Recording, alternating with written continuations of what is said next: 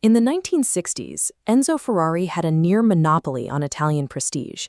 He commanded an empire built on speed, and his name carried a weight that few in the automotive world dared to question. Ferrari's design philosophy had a single, exclusive priority: track dominance. His engineers built machines to win at Le Mans and Monaco. If wealthy buyers wanted to purchase the street versions, they were welcome to them, but the cars were always race cars first, consumer products second. This meant driving an early 60s Ferrari on a public road was an exhausting physical ordeal. The clutches were stiff, requiring significant leg strength. The gearboxes whined at low speeds, and on a long country drive, the brakes would routinely overheat. When owners complained about these mechanical headaches, Enzo Ferrari offered zero sympathy. He insisted his machines were built correctly. If a clutch burned out, he blamed the driver's lack of skill. For years, owners across Europe viewed these mechanical demands as the unavoidable price of entry. To drive the fastest car on the continent, the operator was expected to simply adapt to the machine's flaws. Far from the glamour of the racing circuits, Ferruccio Lamborghini grew up rooted in the labor of the soil. Born in the vineyards of Emilia-Romagna, he spent his childhood watching farmers rely on the mechanical heartbeat of their equipment to survive the seasons. His mechanical intuition was forged under pressure during World War II. Serving in the Italian Royal Air Force, Ferruccio learned how to keep complex aircraft components and military trucks running when replacement parts were non-existent. After the war, he looked at Italy's ruined fields and abandoned military scrap and saw a solution. He bought up discarded truck chassis and tank transmissions, welding them into affordable, reliable tractors for local farmers. He built his business by prioritizing the person behind the wheel. He sold his tractors at half the price of his competitors and backed them with warranties and customer service that didn't exist elsewhere in the industry. He understood that a machine's value was defined by how well it served its operator. By the time he was in his 30s, Ferruccio was a self-made millionaire. His definition of mechanical success, rooted in reliability and user empathy, stood in direct opposition to Ferrari's racing ideology. Eventually, Ferruccio bought a Ferrari 250 GT for himself. He appreciated the prestige, but as a mechanic, he couldn't ignore the inherent system flaws.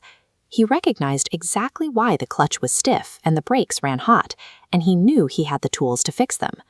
Believing one engineer could help another, he compiled a list of constructor engineering notes on how to improve the clutch system.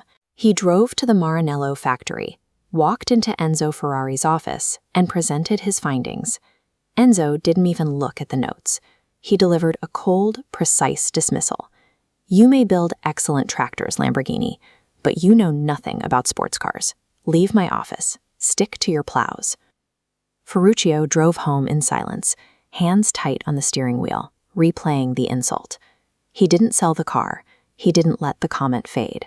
Instead, he made a decision that surprised everyone who knew him. He would pivot his agricultural fortune into building a luxury Grand Tourer specifically designed to outclass Ferrari's engineering. A single stroke of arrogance from a market leader had turned a wealthy man's hobby into a mission. Ferruccio was going to engineer a new benchmark for the industry. Ferruccio bought land in Santa Agata and built a factory from the ground up. He installed large glass windows in his office so he could look directly over the production floor, maintaining hands-on oversight of every single panel and bolt. To build the engine, he hired Giotto Bizzarini, an engineer who had previously helped design some of Ferrari's most famous motors. Ferruccio gave him a strict mandate. They were building a daily driver. The violent traits of a race car had to be eliminated. This chart shows the core engineering shift they made on their V12 engine.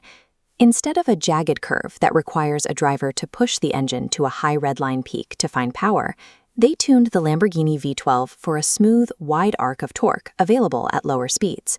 This had a direct impact on the car's usability. It meant the car could handle stop-and-go city traffic effortlessly.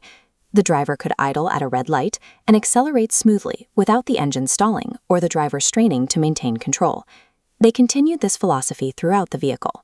They swapped race clutches for heavy-duty dual-plate systems that handled city traffic without fading.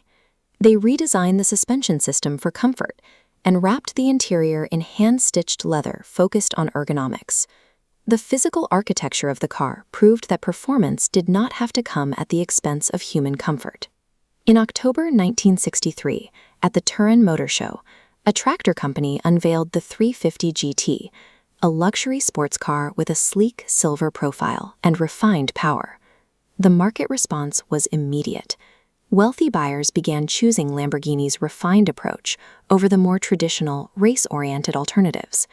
For the first time, speed was being sold with a focus on the driver's experience rather than their endurance. Standing right beside his luxury creation, with one of his tractors parked in the background, Ferruccio Lamborghini had proven his point.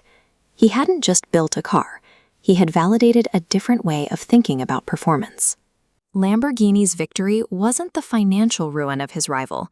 It was the fact that he had established a new definition of a luxury grand tour, one where extreme performance and human ergonomics were no longer mutually exclusive.